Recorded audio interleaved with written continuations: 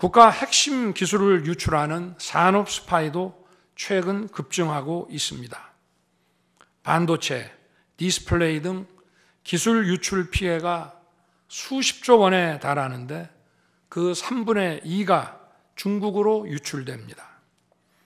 중국은 사진 한 장만 잘못 찍어도 우리 국민을 마음대로 구금하는 강력한 반간첩법을 시행하고 있는데 거대 야당은 산업 스파이를 막기 위한 간첩죄 법률 개정조차 가로막고 있습니다. 또한 거대 야당은 방산 물자를 수출할 때 국회 동의를 받도록 하는 방위사업법 개정안을 당론으로 추진하고 있습니다. 방산 비밀 자료를 국회에 제출해야 하고 거대 야당이 반대하면 방산 물자도 수출할 수 없게 됩니다. 국회에 제출된 방산 비밀 자료들이 제대로 보안 유지가 되며 적대 세력에 넘어가지 않는다고 누가 보장할 수 있겠습니까? 방산 기밀 자료가 이렇게 유출되면 상대국에서 우리 방산 물자를 수입하겠습니까? 북한, 중국, 러시아가 원치 않는 자유세계의 방산 수출을 하지 말라는 말과 같습니다. 방산 수출은 단순히 돈을 버는 것만이 아닙니다. 수출 상대국과 전략적 연대를 강화하고 더 나아가 자유세계 많은 국가들과 국방 협력을 이루어서 우리의 안보를 튼튼하게 하는 것입니다. 이러한 방산 수출을 권장하기는커녕 이렇게 방해하는 것이 결국 누구에게 도움되는 것입니까? 거대 야당은 우리 국방력을 약화시키고 군을 무력화하는 데도 앞장서고 있습니다. 여러분이 다 아시는 바와 같이 북한은 우크라이나에 많은 병력을 파병하여 러시아와 군사 밀착을 시도하고 있습니다. 우리에게 매우 심각한 안보 위협입니다. 그런데도 이를 살피기 위해 참관단을 보내려 하자 거대 야당은 당시 신원식 국방장관 탄핵까지 겁박하며 결사적으로 이를 막았습니다. 심지어 거대 야당은 우크라이나 참관단 파견, 대북 확성기와 오물풍선 대응 검토 등 군의 정당한 안보 활동까지 외환죄라고 우기고 있습니다. 국가와 국민의 안전을 지키려는 대통령을 전쟁광이라고 비난하고 북핵 위협에 대응하는 한미일 합동훈련을 극단적 친일 행위라고 매도했습니다. 1차 대통령 탄핵 소추안에는 북중러를 적대시하는 것이 탄핵 사유라고 명기했습니다. 190석에 달하는 무소불위의 거대 야당이 우리나라와 우리 국민 편이 아니라 북중러의 편에 서 있는 것입니다. 이러한 상황이 국가 위기 상황이 아니면 뭐란 말입니까? 이뿐이 아닙니다. 거대 야당은 핵심 국방 예산을 삭감하여 우리 군을 무력화하려 하고 있습니다. 거대 야당은 전체 예산 가운데 겨우 0.65%만 깎았을 뿐이라고 주장합니다. 그러나 그 0.65%가 어디냐가 중요한 것입니다. 마치 사람의 두 눈을 빼놓고 몸 전체에서 겨우 눈알 2개 뺐다고 말하는 것과 같은 얘기입니다. 거대 야당이 삭감한 국방 예산은 우리 군의 눈알과 같은 예산입니다. 북한 핵과 미사일 기지를 선제 타격하는 키일체인의 핵심인 정찰 자산 예산을 대폭 삭감했습니다.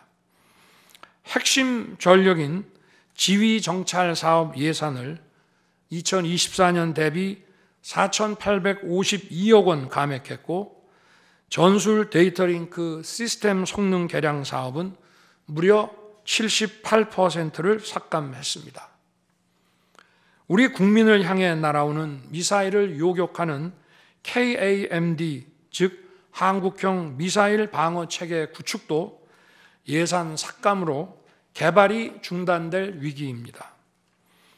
장거리 함대공 유도탄 사업을 위해 예산 119억 5,900만 원을 책정했지만 96%를 삭감하고 5억 원만 남겼습니다.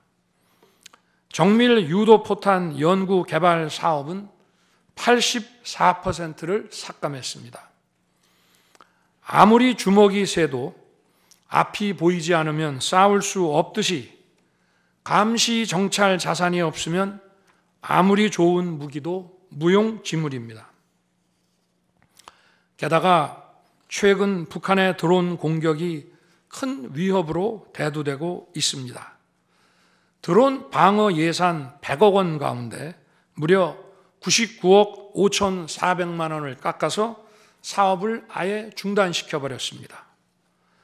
도대체 누구의 지시를 받아서 이렇게 핵심 예산만 딱딱 골라 삭감했는지 저도 궁금할 지경입니다. 게다가 지난 민주당 정권은 국군 방첩사령부의 수사 요원을 2분의 1가량 대폭 감축하여 군과 방산에 대한 정보 활동과 방첩 활동에 심각한 타격을 주었습니다. 또 과거 간첩 사건과 연루된 인물을 국정원의 주요 핵심 간부로 발령내서 국정원이 방첩기관인지 정보 유출기관인지 모를 조직으로 방치하기도 했습니다. 지난 정부 시절 이런 일을 주도한 인물들이 여전히 거대 야당의 핵심 세력으로서 우리의 안보를 흔들고 있습니다. 우리 정부 들어 국가정보원이 국가안보의 중추기관으로 거듭날 수 있도록 노력하였고 국군 방첩사의 역량 보강을 위해 힘썼습니다마는 아직 문제의 뿌리를 제대로 다 드러내지 못했습니다. 부수고 깨뜨리기는 쉬워도 세우고 만들기는 어렵고 시간이 많이 걸리기 때문입니다. 이런 상황이 겉으로는 멀쩡한 것처럼 보이지만 실질적으로 전시사변에 못지않은 국가 위기 상황이라고 저는 판단하고 있습니다. 거대 야당은 야당에 대한 대통령의 인식을 탓하기 전에 공당으로서 국가에 대한 책임 있는 자세와 신뢰를 보여주는 게 우선이라고 저는 생각합니다. 저는 자유민주주의 헌법 원칙, 국가 안보, 핵심 국익 수호만 함께 한다면 어떤 정치 세력과도 기꺼이 대화하고 타협할 자세가 돼 있는 사람입니다.